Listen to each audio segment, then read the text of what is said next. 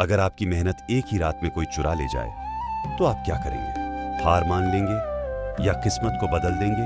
ये कहानी है मोहन की, जिसने सब कुछ खोकर भी हार नहीं मानी और ऐसा काम किया कि पूरा गांव उसका दीवाना हो गया। सीतापुर गांव में मोहन नाम का एक गरीब किसान अपनी पत्नी गीता के साथ रहता था। दोनों बहुत मेहनती थे, लेकिन किस्मत उनका साथ नहीं देती थी। एक दिन सुबह मोहन ने खेत की ओर जाते हुए गीता से कहा कि इस बार फसल बहुत अच्छी हुई है और अगर सब ठीक रहा तो उनकी सारी परेशानियां खत्म हो जाएंगी। गीता ने मुस्कुराकर उसे हिम्मत दी और कहा कि भगवान सब ठीक करेगा। दिन रात की मेहनत के बाद खेत सच में सोने की तरह चमक रहा था। तभी गांव का बड़ा सेठ हरिराम वहां आया और उसने मोहन की फसल खरीदने की बात कही। उसने बाजार से ज्यादा दाम देने का वादा किया। मोहन बहुत खुश हो गया और उसने हामी भर दी, लेकिन उसी रात सब कुछ बदल गया। सुबह जब मोहन खेत पहुंचा तो उसकी पूरी फसल गायब थी। खेत खाली पड़ा था। यह देखकर मोहन टूट गया और वहीं बैठकर रोने लगा।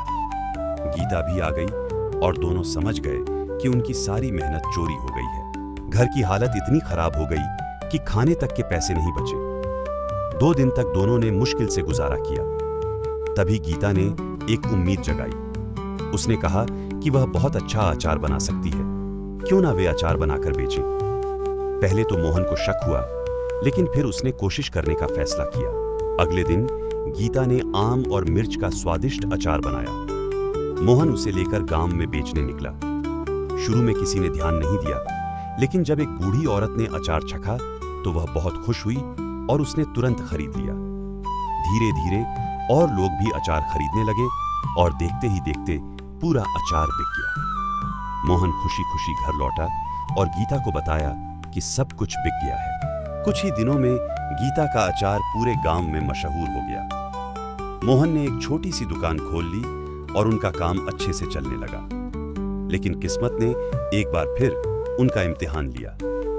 एक रात उनकी दुकान से सारे अचार के मटके चोरी हो गए। इस बार मोहन को शक हुआ कि कोई उनका ही दुश्मन है।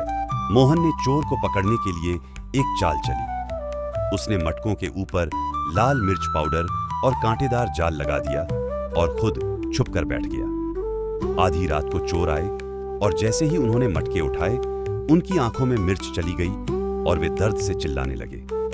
मोहन तुरंत बाहर आया और उन्हें पकड़ लिया। जब उसने सख्ती से पूछा तो चोरों ने बताया कि उन्हें गांव का ही रघु भेजता है, जो मोहन की तरक्की से जलता है।